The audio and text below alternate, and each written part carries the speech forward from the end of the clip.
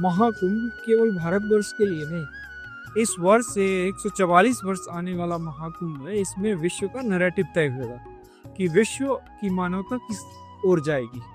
तो इसमें युवाओं का, विशेष तौर पर भारतीय महिला का और विश्व के बच्चों का, ये मेरा कथानक है कि इन तीनों का हम ध्यान रख पाए तो हम विश्व का ध्यान रख पाएंगे, मानवता का ध्यान रख पाएंगे और हम उन्हें सही दिशा दे पाएंगे। और यही एक आध्यात्मिक, जिसको हम गुरु मानते हैं, उसकी भूमिका होती है कि वो किसी भी परिस्थिति में जो विवेक का निर्णय होता है, उस विवेक को संरक्षित करें। कोई जिस विधि से भी उसको पाना चाहे, वो उसकी स्वतंत्रता है, लेकिन विवेक निर्धारित करना, विवेक को एक जगह रखना, वो धर्म गुरु की और वो आध्यात्मिक गुरु की पहली भूमिका। जैसे हमारे यहाँ कहा गया कि क्या होता है कुंभ में, तो धर्म उसमें होता क्या है कि ब्रह्म निरूपण धर्म विधि वर्णहि तत्व विभाग कहाई भगति भगवंत के संयुक्त ज्ञान विराग। तो ब्रह्म निरूपण जिसको कहा गया है वो होता है करेंट नैरेटिव।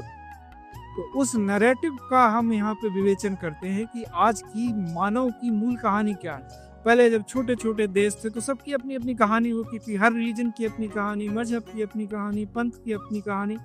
अब हम विश्व से पूरे जुड़ गए हैं। आज अगर हम ये बातचीत आपसे कर रहे हैं संस्कार चैनल से, और यही बातचीत आप चाहें तो सारी भाषाओं में पूरे विश्व में प्रसारित कर सकते हैं। तो आज वो अवस्था आई है कि अपनी बात पूरे विश्व में फैलती है। तो आज का जो ब्रह्म निरूपण होगा वो वैश्विक नैरेटिव होगा। और आप देख लीजिए, किसी की भी की पुस्तक आती है, नया विचार आता है, तो तत्क्षण वो पूरे विश्व में फैल जाता है। तो जब हम सनातन हैं, जिसका अर्थ है कि आदि अंत रहित, तो हमारा ही जो नैरेटिव है वो सबसे स्ट्रॉन्ग है, वो स्वतः सिद्ध है। केवल हमारे चरित्र में अगर दृढ़ता रही तो हम पूरे विश्व को दिशा देने में सक्षम होंगे। उसे आप विश्व गुरु कहना चाहें तो विश्व गुरु कहें, और विश्व शिष्य कहना चाहें तो विश्व शिष्य कहें, मानव कहना चाहें तो मानव कहें, विवेकशील व्यक्ति कहना चाहें तो विवेकशील व्यक्ति कहें। लेकिन है बात वही, वो महाशक्ति कोई भी हो, चाहे हम अमेरिका को कहें, चाइना को कहें, वास्तविक रूप में तो हम महाशक्ति हैं, क्योंकि सबसे बड़ा जो प्रजातंत्र है वो हमारा है। और इस कुंभ में जहाँ 40 करोड़ लोग तो बिल्कुल आ ही रहे हैं, तो 40 करोड़ का एक जगह एक आवाज से बोलना, वो विश्व के नैरेटिव को उस दिशा में ले जाएगा जिसको हम आज डिजिटल एज का नैरेटिव कह रहे हैं। तो ये बिल्कुल डिजिटल एज का है और एआई का है, लेकिन हम एआई से कॉन्शियसनेस की बात कर रहे हैं कि एआई में और हम में यही बनता है। हम मनुष्य हैं तो हम चैतन्य हैं, तो हमें चाहिए कि हम एआई को अपनी सेवा में लगाएं, उसकी सेवा में न लग जाएं।